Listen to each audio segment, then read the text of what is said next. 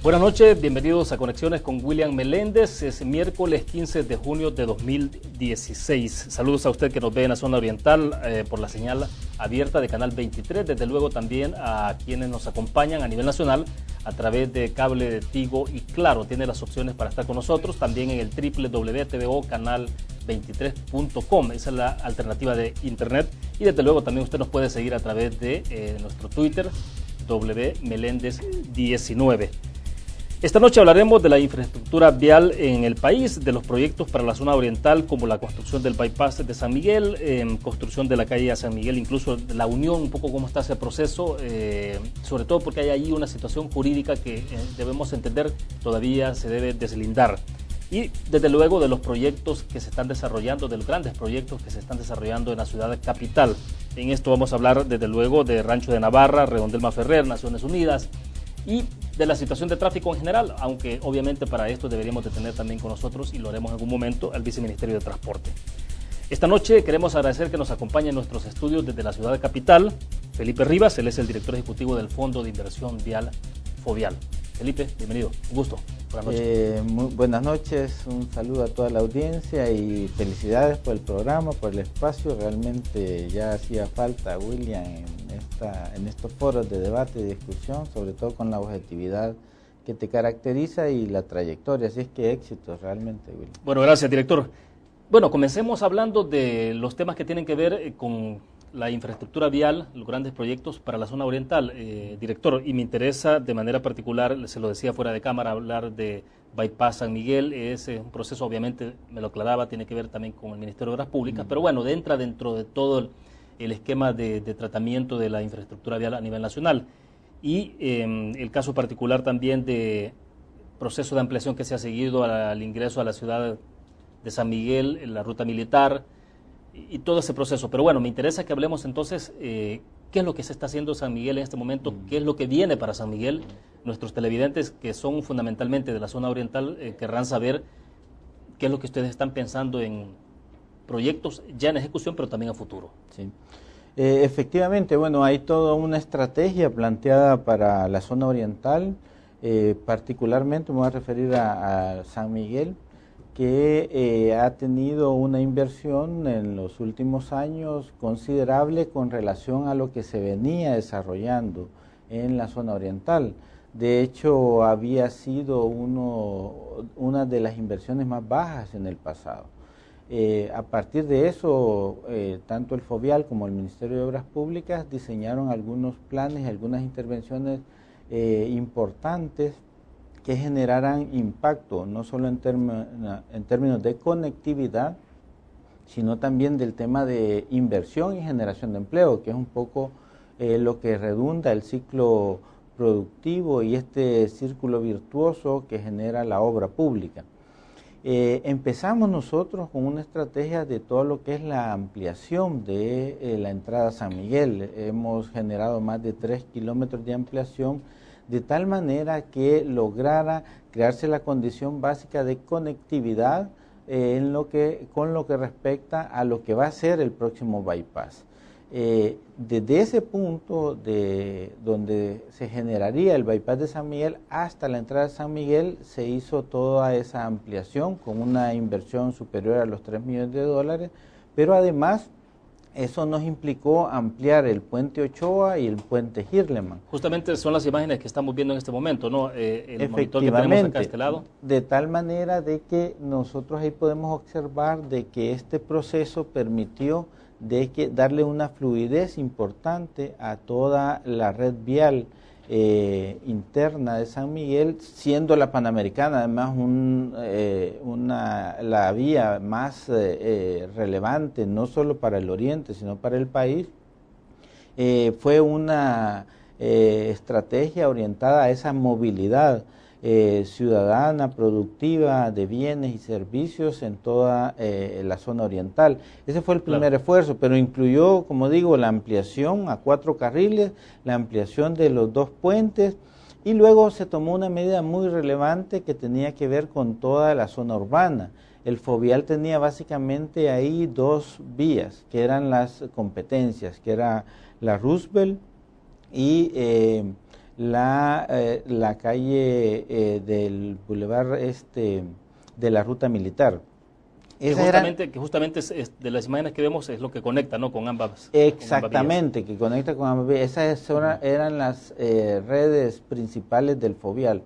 Sin embargo, desde el octubre del 2014 se toma la decisión que a partir de enero del 2015 se pasaba de esas 2 rutas a 26, de tal manera de que se apoyara el desarrollo de San Miguel, adquiriendo prácticamente el Fovial 52 kilómetros. Eso hizo una inversión prácticamente cercana a las 4 millones porque estaban bastante deterioradas y eso implicaba un recarpeteo en algunas zonas completas. ¿A quién correspondía esta parte de Esta parte de las rutas, la principal estaba a cargo de Obras Públicas, pero esta liberación y esta decisión permitió que el ministerio hiciera un convenio con la alcaldía municipal, un convenio amplio. De hecho, hay que decir que empezó con la anterior administración y luego con la actual se hace más integral ese convenio, pero que viene desde hace varios años para que permitiera atender en convenio obras públicas con alcaldía todas esas nuevas rutas urbanas, y eso es lo que ha permitido prácticamente hacer una intervención más integral. De hecho, esas rutas ahora que son parte del Fovial, las 26, se garantiza la conectividad plena, es decir, hay contratos que nos permite atenderlos desde enero a diciembre y con nuestras rutinas normales en zonas urbanas, que es que los trabajamos en horarios nocturnos, prácticamente de 9 a 5 de la mañana, de tal manera que no se ocasionan ya problemas precisamente del tráfico ordinario que se están teniendo cada vez mayores en todas las áreas metropolitanas, por lo menos de lo que es San Salvador, San Miguel y Santa Ana. Pero volviendo al tema del bypass, precisamente esa ampliación llega a ser una conexión en el desvío principal de donde va a comenzar el bypass y que luego va a conectar a la ruta militar y posteriormente a la Panamericana. Este es un esfuerzo, es un préstamo que ha realizado el Gobierno de la República, el cual ya fue avalado en las 2 rondas por la Asamblea Legislativa y que el Ministerio de Obra Pública ejecutará en los próximos años. Ahí hay un avance. O sea, perdón, director, en este momento lo que estamos hablando es más de procesos administrativos. O sea, mire, ¿qué podemos ver, por ejemplo, en San Miguel? ¿Qué pueden ver? Porque a veces la gente quiere esperar un poco de señales de algunas obras iniciales. Eso todavía no se tiene, o sea, de obras visibles, digamos. Lo que sucede es que, mire, en la parte de préstamos hay mucha confusión. Generalmente la gente y la mayoría de la población, e incluso algunos funcionarios que ya han estado en la administración pública, creen que media vez se aprueba el préstamo en segunda vuelta en la Asamblea, es automática su ejecución, pero no es así. Tanto en la banca internacional como en la cooperación bilateral y sobre todo en estos préstamos internacionales hay que cumplir una serie de condiciones técnicas, las condiciones contractuales previas, y esas condiciones contractuales normalmente llevan un ciclo de mucha digamos, reciprocidad en términos de documentación, de aprobaciones, de creaciones de unidades ejecutoras, de cumplimiento de algunos temas legales, contractuales, y eso lleva un proceso más o menos estable. De hecho, en la banca, le voy a decir, con la banca internacional normalmente eso lleva de 6 a 8 meses, dependiendo del tipo de intervención. Pero no es solamente eso. Después de eso tiene que ver el diseño, o sea, tiene que empezarse todo el proceso de diseño, y dependiendo del tipo de préstamo, así son, por ejemplo, así son las condiciones, por ejemplo, en estos momentos. Y aquí en esto, perdón, Roberto Castro nos pregunta a través del Twitter, y justamente la pregunta, digamos que todo el mundo, y es una pregunta obligada, ¿no?, es ¿cuándo empieza el proyecto Bypass San Miguel? O sea, porque para la gente el referente de que comienza una obra es cuando ya se ve ahí a los trabajadores con el pico, la piocha y en mano, ¿no? O sea, por eso preguntaba. Entonces, ¿de cuánto tiempo podemos estar hablando? De todo este proceso administrativo que está siguiendo, diseños, carpetas técnicas, etcétera, etcétera. ¿Cuándo es que se puede tener ya los primeros trabajos? Yo le podría decir desde la experiencia del Fovial y desde la experiencia personal con el conocimiento de lo que es la política internacional en ese tipo de préstamos, aunque la respuesta la debería dar el Ministerio de Obras Públicas. Claro. En estos momentos yo le podría asegurar que el proceso se encuentra en la calificación de empresas para el diseño. Eso significaría que el ministerio tendría que adjudicar, si cumple las condiciones previas en los próximos meses, un diseño para por lo menos 6 meses. Y por lo menos, eso depende de la magnitud de la obra, y posteriormente pedir o lanzar la licitación pública internacional, porque estos son de carácter internacionales, para lo que sería el bypass. Esto podría llevar de 2 meses aproximadamente adicionales como para tener una obra adjudicada. Es decir, y a partir de eso las empresas tienen normalmente un mes para instalación de equipo, para confirmación de estudios, claro, etcétera. Entonces eso le hace una idea aproximadamente de cuándo van a haber ya obras en terreno. Porque o sea, no estamos hablando en todo caso del próximo año, ¿no? O sea, sin duda tendría que ser el próximo año. Esperemos que la tramitología, que no es solo nacional, es también internacional, porque todo esto va a no objeción, en este caso de Japón.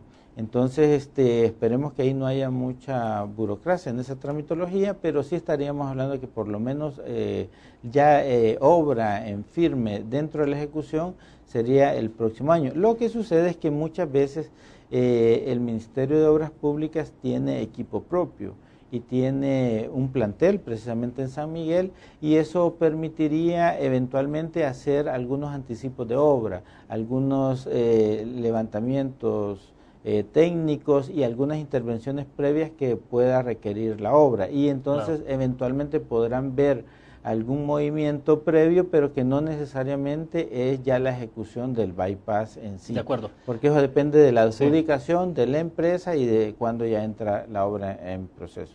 Ahora, todas las intervenciones que están planificando en el caso concreto de la ciudad de San Miguel, ¿qué implicaciones esperan ustedes que tenga en la actividad del desarrollo económico, social, todo el tema de actividad productiva, por ejemplo, en la ciudad? Porque bueno, vamos a ver más adelante si es posible descargar ahí una imagen que tenemos de lo que publicaba hoy el diario de hoy, por ejemplo, de cuál es la situación interna en el tema de tráfico de la ciudad de San Miguel, sumamente complicado, ¿no? Como está ocurriendo en otras ciudades del país y la ciudad capital, desde luego.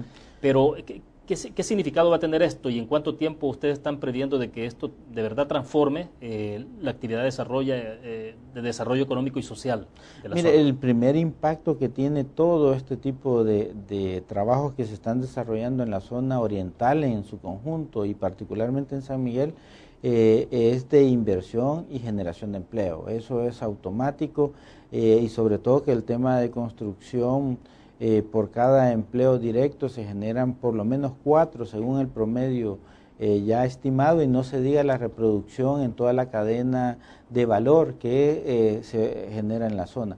Pero todo lo que es el impacto de la inversión en el bypass, así como las obras que nosotros estamos desarrollando en la zona urbana, en lo que ya vamos a hablar de la Roosevelt, lo que se va a trabajar a nivel de Roosevelt, la red vial principal, genera inversión, empleo, y sobre todo se esperaría acompañar esto de una intervención del Viceministerio de Transporte para el reordenamiento.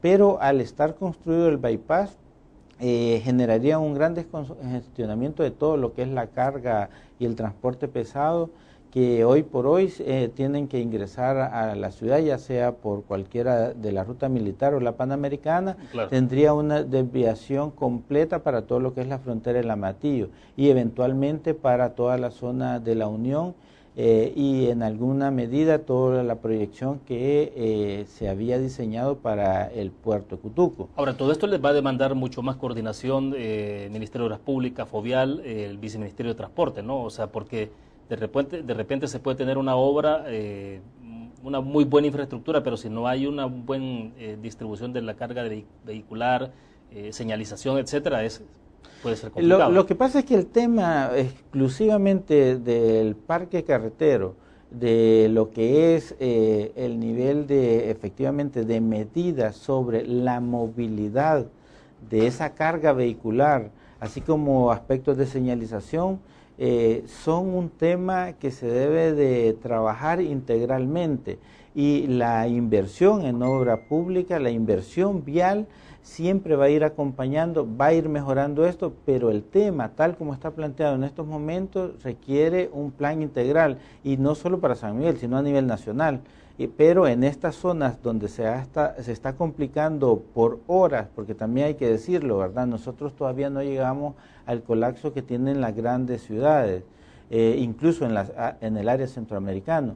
En el caso nuestro, y San Salvador es un ejemplo, hay zonas colapsadas, pero es un periodo, son horas. En cambio tenemos Costa Rica, Guatemala, ya no se diga en Estados Unidos, en Sudamérica, donde el colapso de las grandes ciudades o de las zonas urbanas principales es prácticamente de todo el día, y aún así las medidas son bien drásticas. Ahora, aclárenos entonces sobre este punto. Entonces, bajo estas circunstancias, todo este tema de un establecimiento de uso de placas de numeración distinta, como el caso de México, ¿eso en este momento puede ser viable o no es necesario? Mire, veámoslo así. Vamos a poner un ejemplo aquí en San Salvador. En San Salvador, incluso nosotros acabamos de terminar una infraestructura muy importante en Multiplaza, en la zona de los centros comerciales, en Naciones Unidas. En Naciones Unidas, ahí teníamos un monitoreo global de 45,000 vehículos en promedio. Claro. Terminada la obra, toda la distribución de la carga ha sido altamente efectiva. Pero ¿qué sucede? Como tenemos otro proyecto en proceso, ahí hay una carga vehicular que se concentra por el proyecto Maferrer en esa zona. Pero además, con el dispositivo de tráfico que se hizo, hubo una dinamización de toda esa carga, pero la carga en sí permanece constante. Y hicimos algunos cálculos, algunas estimaciones del lunes, que es más complicado. Por ejemplo, cuando estuvimos en el proyecto, antes y cuando estuvimos en el proyecto, de 6 a 9 de la mañana, nosotros teníamos una carga en promedio de aproximadamente 5,800 vehículos.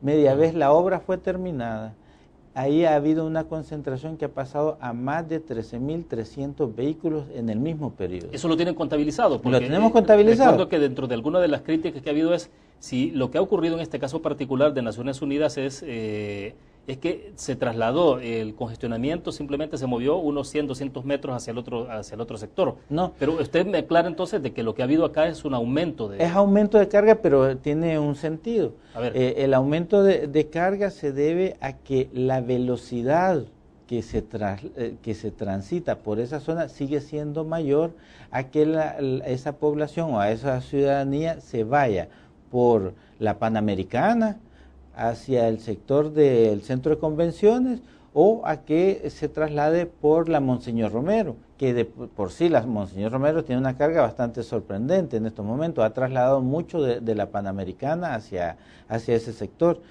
Pero ¿qué sucede con eso? Con el dispositivo incluso que se puso hace un par de semanas o la semana pasada, el BMT, hicimos mediciones, aún esa carga de estar pasando en 40 minutos, ahora está pasando en 10 minutos. ¿Qué sucede con esto? Con esa velocidad, porque el parque carretero y la movilidad y la decisión ciudadana por dónde va a transitar, depende mucho de una decisión por una parte individual, pero también de la velocidad que se pasa por el sector. Con ese dispositivo ahora se está transitando más rápido. ¿Qué va a suceder en los próximos días? Sí, porque va a haber más carga. Porque, a ver, se estaba insinuando un poco eso de si había habido un poco de imprecisión en los cálculos de esa movilidad de tráfico en la zona, error o qué es lo que había pasado. Mire, ¿no? O sea, pongamos cualquier ejemplo de cualquiera de las ciudades. Panamá, la inversión que ha estado haciendo Panamá, que es millonaria. Claro. Las inversiones que ha hecho Costa Rica, las inversiones que hace Miami, constantemente de esos grandes pasos y que no son nada que ver con la inversión que se ha hecho en El Salvador, se aperturan y va a haber las horas de mayor confluencia y están saturadas. Y muchos de los que escriben en los periódicos y que establecen un nivel de crítica, conocen esa situación y conocen que la realidad es otra. Entonces, ahí es donde venimos a la pregunta original que usted hacía. Tenemos que cuidar en este sentido. Sí, tiene que verse el tema más integral, como por ejemplo horarios escalonados, digamos, lograr que esa movilidad pueda tener alguna restricción de tal manera de que se permita modificar sustancialmente la carga y que para la ciudadanía en general se vuelva una transitabilidad mejor, pero requiere este tipo de medidas, pero hay algunas que no son populares, hay que decirlo, porque unas están referidas a que, por ejemplo, sacar de circulación, que lo han hecho los otros países, los vehículos que tienen mayor cantidad de años, que no cuentan con todos los dispositivos o las condiciones mecánicas adecuadas, o el caso de los buses, que muchos de ellos ya, además de que contaminan, no tienen las condiciones óptimas para dar un buen servicio, etcétera. Hay una cantidad de medidas que han tomado las otras ciudades que aquí todavía no se han implementado. Claro. Pero aún si se implementaran, las condiciones del país todavía son como para establecerlas en ciertos márgenes. Bueno, perfecto. Quizás hablamos más adelante de medidas que hacer, o sea, ante esta situación que obviamente está claro, o sea, ya tenemos un problema y en perspectiva uno pensaría que esto se va a incrementar. Cuando regresemos hablemos de esto y bueno, de la ciudad de Oriente, de la zona oriental, digo, nos venimos para San Salvador y es imposible no hacer este tipo de relaciones, ¿no? Porque sí nos están llegando algunas preguntas en el caso concreto, director, que se piensa hacer con toda la ruta militar. Estamos hablando obviamente del trayecto San Miguel a Santa Rosa de Lima, preocupación por el deterioro de la calle. Luego la de Sirama, ¿no? Que tiene que ver con la Unión y San Miguel, que ese tiene su lío jurídico, ¿no?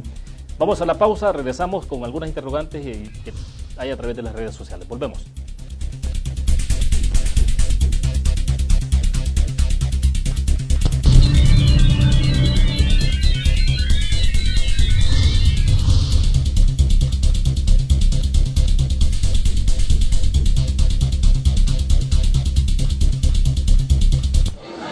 El pollo y el huevo han formado parte de tu vida.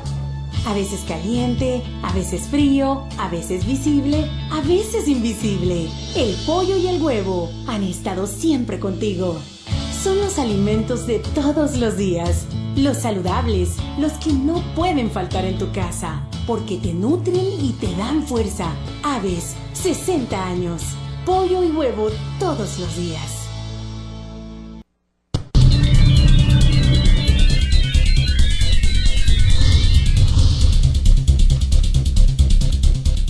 Es un gusto que siga con nosotros. Transmitimos en vivo desde la ciudad de capital, San Salvador. Está con nosotros en nuestros estudios el doctor Felipe Rivas, director ejecutivo del Fondo de Inversión Vial, FOVIAL. Estamos hablando, bueno, de todo el tema de desarrollo de infraestructura vial en nuestro país, particularmente el tema de la zona oriental. Los primeros 10-15 minutos los dedicamos a hablar de la zona oriental. Hablamos de San Salvador desde luego, pero queremos regresar a San Miguel, director, sobre todo porque, bueno, un poco la nota que reflejaba hoy el diario de hoy, en la edición impresa de este miércoles, donde dicen ordenamiento vial migueleño listo en el papel, pero lejos de ejecutarse. Obviamente esto tiene que ver directamente con el Viceministerio de Transporte, ¿no? Pero la gente requiere siempre respuestas porque de alguna forma todo esto está vinculado. ¿Qué es lo que se puede hacer en el caso particular de San Miguel con esto del ordenamiento vial? Usted nos adelantó algunas cosas en el inicio de la entrevista, pero bueno, saber cómo lo van a vincular, porque todo esto tiene que ver con un manejo estratégico del tema de desarrollo vial de la zona. Bueno, esto sin duda es cuestión de tiempo para que el Viceministerio de Transporte lo haga una realidad, pero entendería que esta es una acción coordinada con todo el Consejo Municipal de San Miguel, lo cual va a permitir en un primer momento tener diálogos coherentes, porque recuérdese que un plan de tiene que ver con traslado de rutas, de buses, de paradas, de restricciones y de, digamos, un nuevo sistema de señalización, semáforos, etcétera. Todo este plan ya está. Entendería que es cuestión de tiempo para que ellos lo apliquen. En el caso nuestro, casi siempre acompañamos el proceso de un nivel de intervención en la red vial. Yo ya mencionaba que de 2 rutas pasamos a atender 26. Sin duda, si habrá algún requerimiento especial por parte de tanto de la alcaldía como del BMT, nosotros lo atenderemos, de tal manera que las rutas donde se cargue la mayor cantidad de transporte colectivo quede en mejores condiciones. Ya lo hicimos en el caso de San Salvador, atendimos una solicitud del BMT y de la alcaldía para hacer ese tipo de movimientos, pero esto es parte del diseño de la planeación y de un cronograma de ejecución. Por eso creo que más que tener una expectativa a largo plazo, esta es una intervención de corto plazo porque el plan ya lo tiene el BMT. Pero también ubica reubicación de paradas de buses, diálogos con los transportistas, casi siempre se hace bajo acuerdo, de tal manera que sea armonioso en su ejecución. Entendería yo que en estos momentos no lleva restricción ni otras medidas más allá de las que normalmente se han aplicado en San Salvador, que es reubicación de rutas, reubicación de paradas, mejoramiento de la red vial, etcétera. Claro. Eso también, hay que decirlo, se lleva a evaluación constante y esa evaluación permite ver en qué momento y en qué medida vendrán otro tipo de sugerencia y valga la redundancia, nuevas medidas que el BMT tendrá que aplicar en algún momento porque ya el país lo requiere y como digo, no son medidas de todo el día, sino son en algunos horarios, en algunas franjas que permita que haya más fluidez. Bien, hablemos de las 2 carreteras que son muy importantes para todo el país y desde luego para la zona de Oriente, director, que tiene que ver con la carretera, la ruta militar, San Miguel, Santa Rosa de Lima, Lamatillo, y también la ruta que es la otra de La Unión a San Miguel, que es conocida como la ruta Sirama, ¿no? Ruta militar, ¿qué tipo de intervención se puede esperar en esa zona? Bueno, ahí nosotros tenemos por el momento únicamente el mantenimiento rutinario normal, tradicional, el mantenimiento rutinario que permite darle una atención permanente a lo largo del año, que es bacheo y en alguna medida algún tipo de intervención adicional. Más sin embargo, para este año estamos preparando lo que se llama un mantenimiento rutinario complementario, lo cual nos va a permitir ponerla en mejores condiciones, es decir, un recarpeteo. Esto normalmente es levantar la carpeta asfáltica actual porque está bastante deteriorada. De hecho, esta ruta ya ha entrado en lo que le llamamos la mora vial, es decir, una ruta crítica que ya ha vencido su vida útil y que requiere un nivel de intervención de mejor calidad.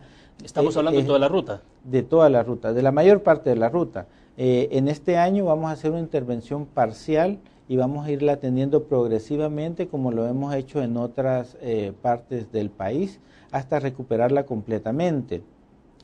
Por eso vamos a plantear ya un mantenimiento rutinario complementario que implica levantar la actual carpeta asfáltica, hacer trabajo de nivelación de base y colocar una nueva carpeta. Eso está próximo a incorporarse. Eso es nueva pavimentación, no estamos hablando de no, es nueva pavimentación. Que no, suena es más nueva, a veces. Nueva pavimentación, pero no es lo que le llamamos también mantenimiento periódico como el que vamos a hacer y un mejoramiento total como el que vamos a hacer en la Roosevelt. No hemos hablado de la Roosevelt.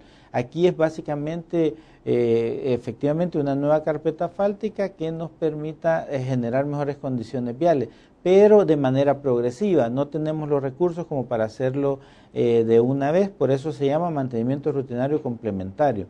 En el caso, bueno, y esto va acompañado de lo que sí ya tenemos diseñado de manera completa, que es la Roosevelt. La Roosevelt sí va a sufrir una modificación importante, siendo esta una de las arterias fundamentales de San Miguel. Ya tenemos el diseño prácticamente en su etapa final, esperaríamos este mismo mes concluirlo. Hemos generado una mesa de diálogo con los empresarios y ciudadanos de la zona principalmente afectada, junto con la participación muy dinámica y activa del alcalde de San Miguel, esperaríamos a finales del mes ya presentar la versión final de cómo se va a hacer la intervención. ¿Cómo sería fundamentalmente esa intervención? Básicamente ¿Hay que comprar derechos de vía? No, básicamente aquí lo que estamos haciendo es reconformando la vía, definiendo bien los 4 carriles, eliminando algunos giros indebidos que hay, pero se está ampliando parte de esos carriles y sobre todo se va a incluir todo el tema de accesibilidad, va a haber una ciclorruta, además de un tema de paisajismo que se está trabajando en la zona porque entra en este concepto de mejoramiento. De hecho ya se habló con la mayor parte de empresarios de la zona, mucho de lo que ahí existe es ya propiedad del Estado.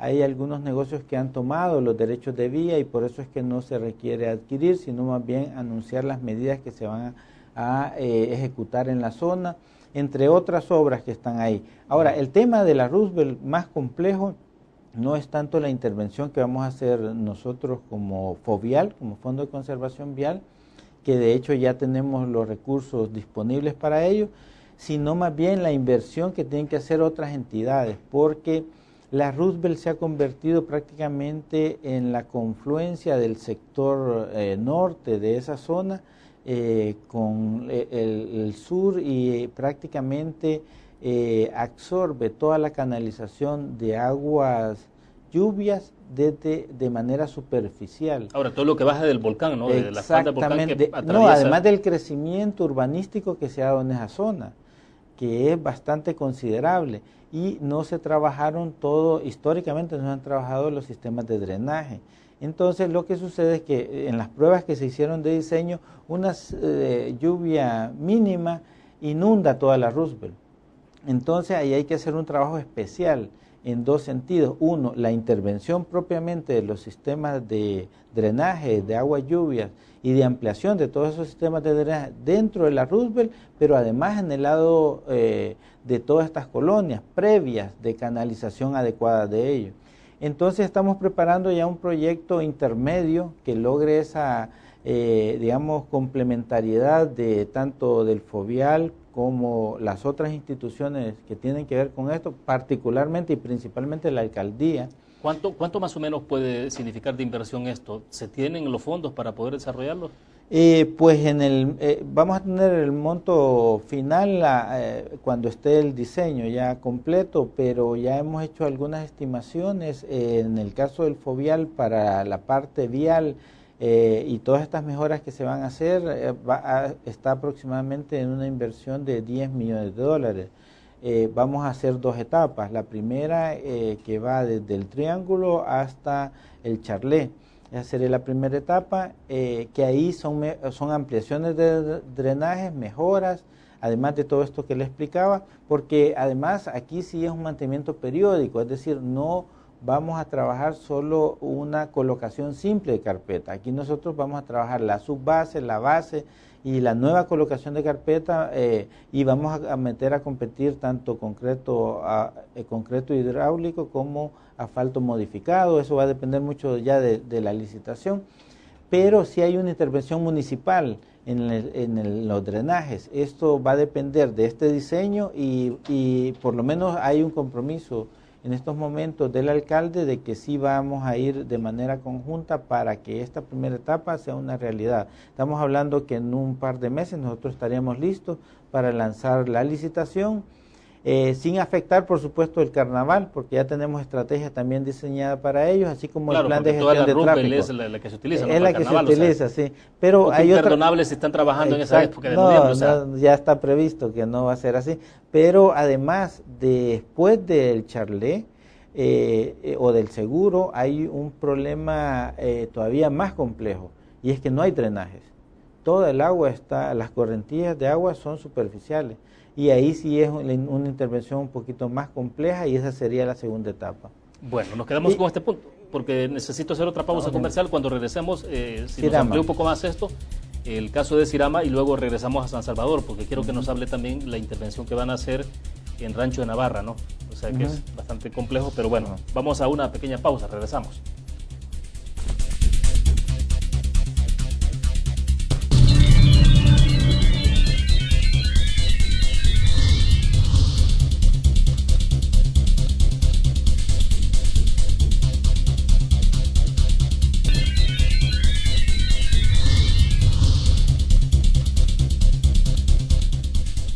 Bueno, director, para que avancemos entonces por cuestiones de tiempo, que estamos en el último segmento de la entrevista, ¿qué va a ocurrir con la intervención que se puede hacer en el caso particular de Sirama? Eso depende de un proceso judicial, ¿no?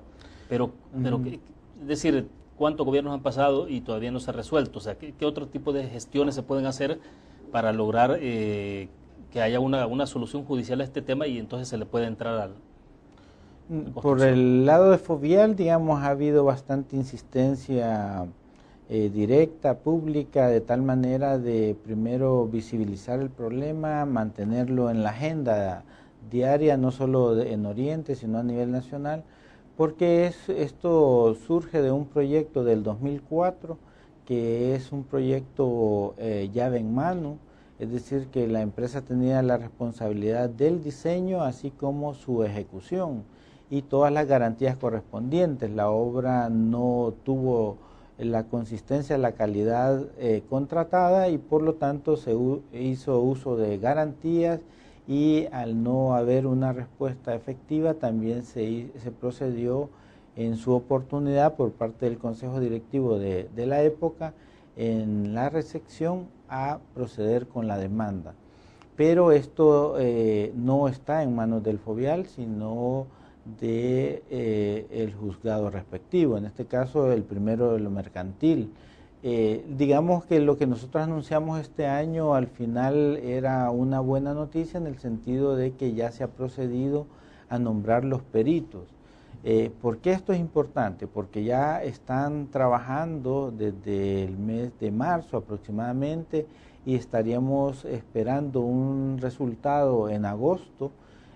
Y estos peritos que nombra la juez respectiva de la causa y logra hacer el proceso de levantamiento, va a ser, digamos, la parte fundamental para ya que nosotros podamos pedir a la juez que nos deje intervenir temporalmente mientras termina todo el proceso. O sea, de lo contrario, ustedes no pueden... Nosotros no podemos tocar la obra. En absoluto, o sea, ningún tipo de intervención. No, porque ya está en manos del juez y es prácticamente la evidencia.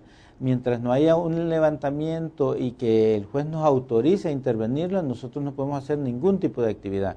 Y lo aunque más que esa calle se vaya deteriorando, se vaya convirtiendo el alcalde de la Unión decía, bueno, sí que prácticamente es barranco lo que está quedando ya de esa carretera. Lo único que podemos hacer es establecer señales de advertencia, pero tenemos prohibido intervenirla y tocarla. Si llegásemos a hacer alguna intervención de naturaleza, prácticamente el Estado salvadoreño quedaría condenado.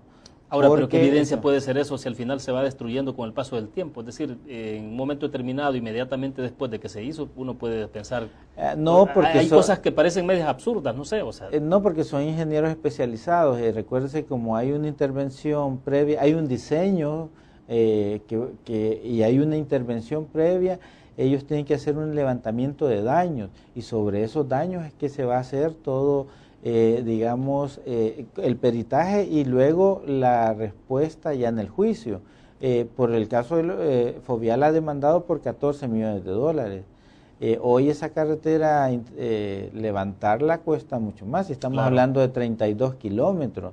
No va a ser nada sencillo. Entonces, lo que pretendemos es que cuando el juez nos autorice a hacer una intervención inmediata, de reparación de daños temporales, de tal manera que la calle se vuelva transitable, porque hay zonas de mucho riesgo. Pero imposible peligro. Tener una nueva carretera, digamos. Por el momento no, hasta que logremos el resultado final, que no depende de los jueces, digamos.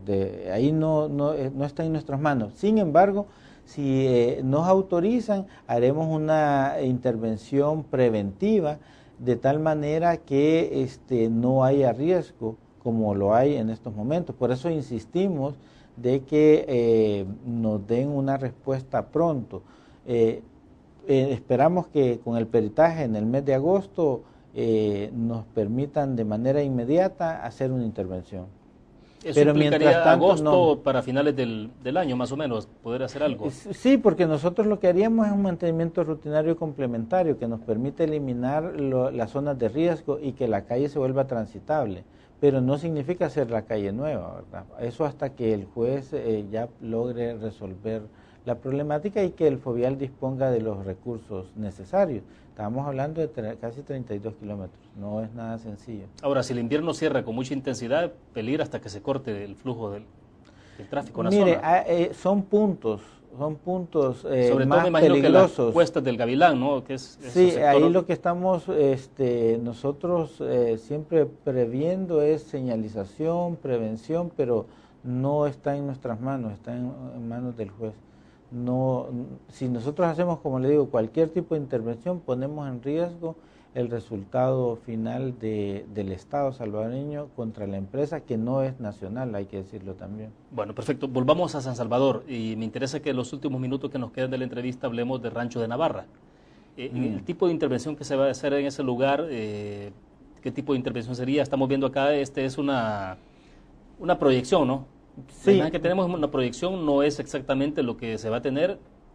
¿Nos da una idea general o de qué estamos hablando? Sí, esta es una animación, digamos, una parte infográfica de manera general, pero no a escala. Pero sí se puede inferir a partir del diseño y de esta imagen que lo que vamos a tener es fundamentalmente un redondel a nivel de toda la población, la ciudadanía que viene de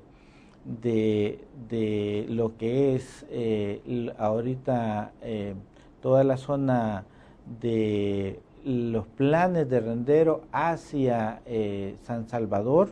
Eso va a ser a la parte de los 6 carriles, bajo, similar a lo que estamos haciendo en Masferrer, es decir, tipo túnel o en desnivel, sí. Y el nivel actual va a ser el redondel de la gente que viene de la cima o la población que viene o que va para la cima y que se conectaría ya sea a cualquiera de las rutas existentes, hacia la carretera del aeropuerto, hacia San Salvador o continuar la ruta actual.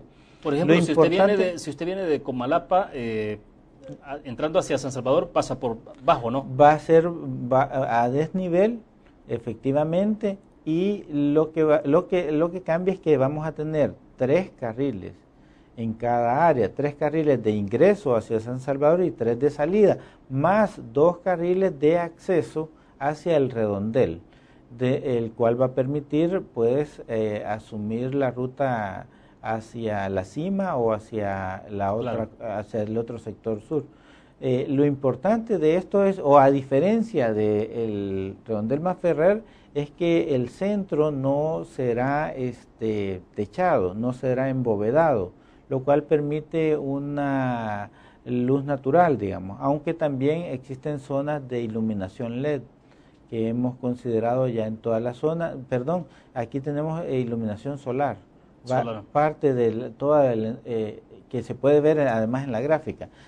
La LED la tenemos para Masferrer, pero aquí sí ya se consideró la incorporación de energía solar y evitar todo este tema de tramitologías también con las alcaldías, sí, y todo esto.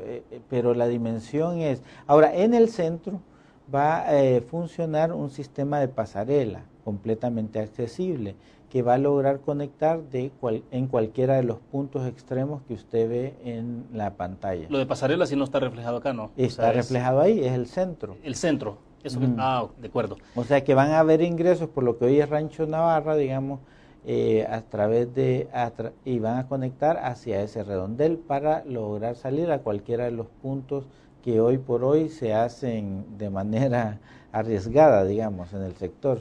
Ahora bien, la gestión de tráfico, esto sí es sumamente complejo. No estamos hablando del caso de Redondel Masferrer, de Naciones Unidas. O sea, aquí sí es una intervención mucho más compleja. O sea, ¿esa ya la tienen clara ustedes de cómo se va a administrar el tráfico en la zona? Mire, como estamos ahorita tratando de liberar puntos claves, nosotros esperamos que esto salga en la primera semana de julio. Estamos en la etapa final. Hoy precisamente hablaba con el Ministerio de Medio Ambiente porque tenemos... esa etapa del estudio de impacto ambiental en su etapa final, pero necesitamos acelerar el proceso, y un derecho de vía que se ha complicado, digamos que la persona no quiere acceder a vender ese derecho o esa propiedad.